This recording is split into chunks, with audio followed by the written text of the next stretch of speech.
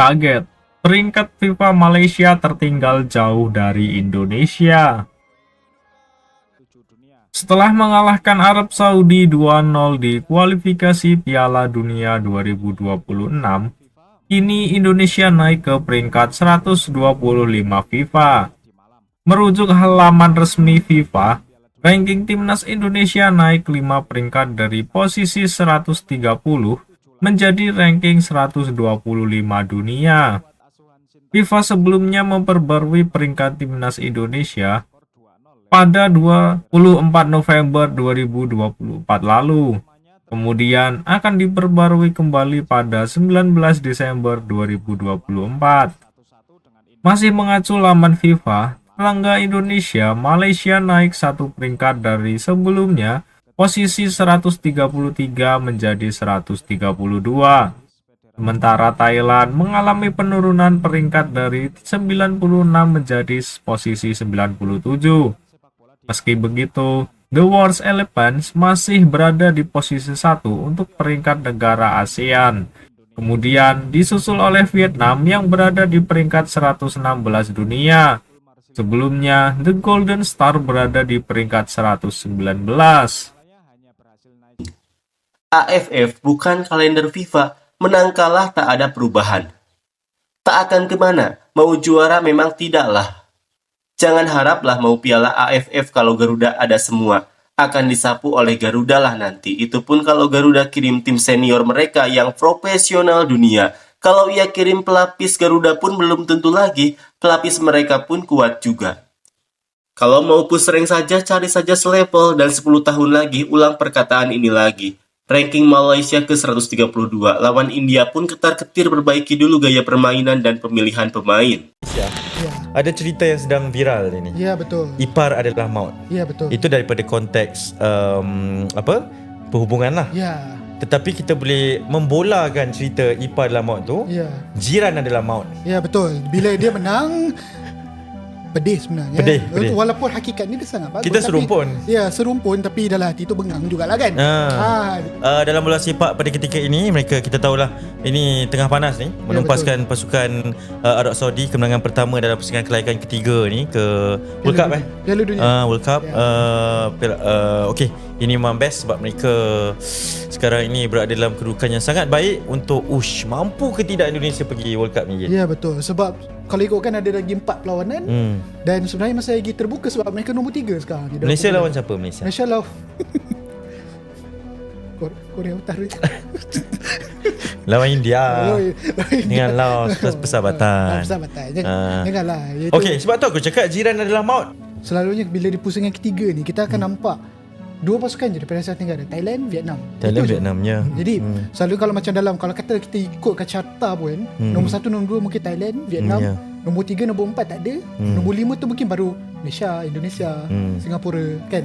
Jadi bila Indonesia ni sampai ke pusingan ketiga dan sekarang ni pula dah officially declared pasukan Asia Tenggara paling berjaya dalam pusingan ketiga kan, sebab dah 6 mata. Dulu Thailand pun 4, Vietnam 2. Jadi memang tak terkejut lah kalau penyokong mereka ni terlalu seronok sangat ni, over the moon sangat dengan apa yang berlaku. Dan kempen kali ni pun mereka bermula dengan 3 keputusan seri kan. Ya, betul. 2 kekalahan turut-turut dan ini kemenangan menumpaskan pasukan yang bermain di Piala Dunia yang kalahkan juara dunia iaitu Argentina. Ya, wow. Arab Saudi. Luar biasa, kami turut So Indonesia big dan Argentina Sepatutnya apatah lagi foto-foto antarabangsa 433 pun dah pick up kan. Garnacho di dalam poket Asnawi. Okay, kita nak mulakan perbincangan di podcast kami ni di Ragu Daily ni sebab ramai sekali saya percaya ni penonton-penonton bola sepak tempatan. Dan awak mungkin boleh membawa kami sebab banyak sekali perbincangan membabitkan bola sepak Indonesia, di mana kita juga di Malaysia mungkin nak tahu. Berasa jealous itu normal, biasa kerana kita adalah tetangga dan bersama-sama juga seteru dalam bola sepak ini. Apa sebenarnya yang berlaku dalam revolusi bola sepak Indonesia yang awak sendiri ikuti? Sebab kita tak boleh lupakan sebenarnya ada juga detik hitam dalam bola sepak Indonesia. Kena ban dan sebagainya kan. Apa sebenarnya yang berlaku sehingga boleh sampai ke tahap ini menurut kacamata awak sendiri? Kalau dari kacamata saya, Itu awal dari masa ketika ketua FA Indonesia PSSI berganti ke Iwan Bule dulu. Okey. Ya. Okay. Awal itu Iwan Bule, dia macam adalah revolusi. And then Iwan Bule out, keluar, so datanglah harapan baru lagi, itu Mr. Erick Thohir. So semacam transisi dengan Iwan Bule dengan Erick Thohir itu ada sinkronisasi. Okey. So maknanya Maksud awak diteruskan betul. visi tersebut? Betul. So macam aku melihat apa yang dilakukan Erick Thohir meneruskan dari apa yang dilakukan oleh Iwan Bule. Tapi beza dia, Erick Thohir kalau kita tahu dia punya background dia mantan presiden Inter Milan. Ya. Dia pernah di DC United, dia pernah ada di klub NBA Philadelphia Sixers dan lain-lain. Dia macam ada ini hubungan dengan orang-orang luar. Ya. So jangkauan dia luas. Ya. So itu yang tak dimiliki oleh Iwan Bule sebelumnya. So kita macam dapat upgrade ketua. So upgrade, pemain-pemain muda macam Marcelino terus dikembangkan, Arhan, Rizky Ridho, semua dikembangkan. And then Erick Thohir melobi mencari pemain-pemain diaspora. Diaspora, okey. Diaspora. So we call it diaspora, not naturalisasi. Okey. Sebab diaspora dia boleh langsung diproses.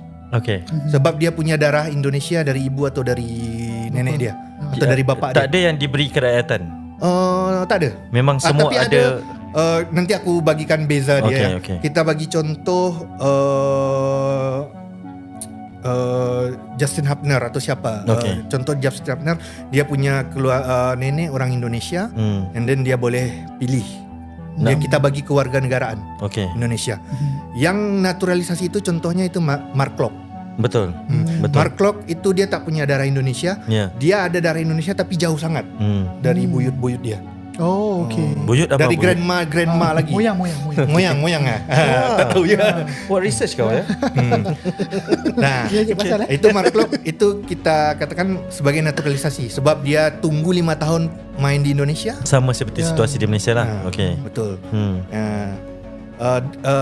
Lain juga dengan Martin Paes. Martin Paes dia tak punya darah Indonesia. Tapi ibu dia ibu apa nenek dia lahir di Indonesia, Kediri. Oh, okey. So macam dia boleh pilih untuk Indonesia juga. Okey. Ibu atau nenek dia adalah diberikan kerakyatan? Martin Paes? Ya. Okey. Saya tak boleh confirm juga. Tapi memang kalau di Indonesia macam contoh aku punya anak di Malaysia, lahir anak Malaysia, so anakku boleh pilih Malaysia atau Indonesia. Rasanya macam tu.